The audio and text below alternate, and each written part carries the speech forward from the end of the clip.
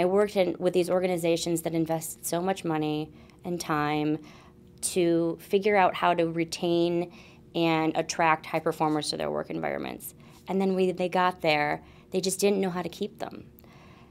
And some people argue that it's because they have more opportunity elsewhere, but I thought it was was more fundamental than that. And it's that their social experience is really challenging, it's really difficult. That they get a lot of attention from people, but they can be victimized and undermined by the people around them.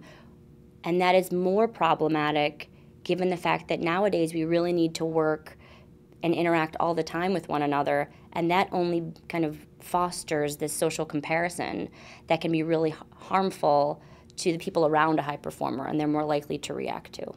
I thought that reacting negatively or undermining a high performer was just this emotional reaction, like we're operating on our own insecurities.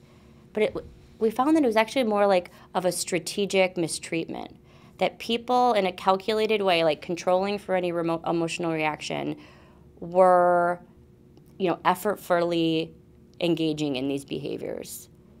So that was disconcerting to me. So it's more than just reactants. I think another takeaway was that it's more complicated than high performers are just undermined. They're undermined, and they're also more supported.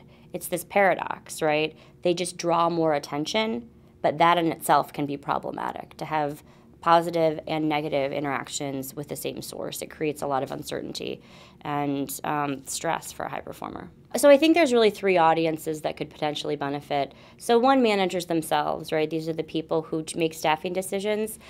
Too often, high performers are brought in to save a team, but that might be really problematic for the social dynamic. So at the very least, this sensitizes managers to the fact that they really need to be thoughtful about the social experiences of a high performer. If they want to bring them to the team, they might not last long unless they're focused on that. Two, for HR professionals, these are the people who make a lot of staffing decisions, we need to be thoughtful about the composition of teams, right? Performance is relative. If you're bringing in a high performer, you need to think about where you're putting them. Are you putting them in a group that can kind of cope with having someone who might be comparatively better?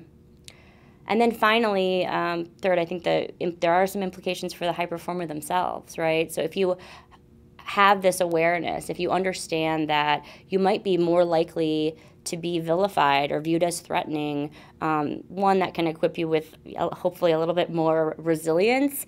But two, what the literature suggests you need to do is be very vocal about the fact that what's motivating your contributions is being pro-social, being other-oriented, helping the collective rather than simply pursuing your own goals.